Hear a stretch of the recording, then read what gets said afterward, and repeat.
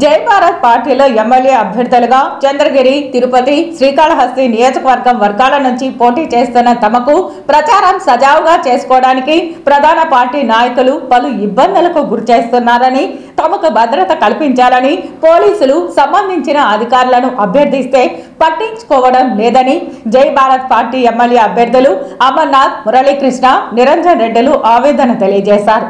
Tirupati press క్లబ్లో శనివారం ఉదయం జరిగిన విలేకరుల సమావేశంలో వారు మాట్లాడారు.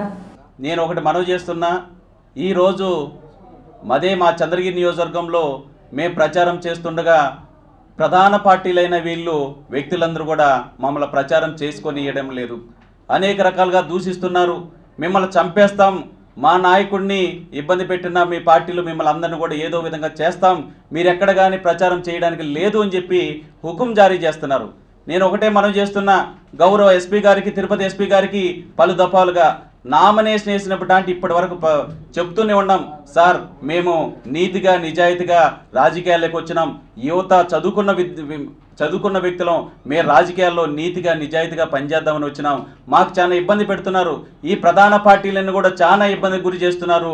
మిమ్మల్ని ఎక్కడగానే ప్రచారం చేస్తే మిమ్మల్ని చంపేస్తామనేది బెదిరిస్తున్నారు. సార్, కనీస భద్రత కల్పించండి అని చెప్పి వారం నుంచి 10 రోజుల నుంచి ప్రస్తావిస్తున్నా, వాళ్ళు వేడుకుంటున్నా, కనీసం దాని గురించి పట్టించుకున్న పాపం లేదు.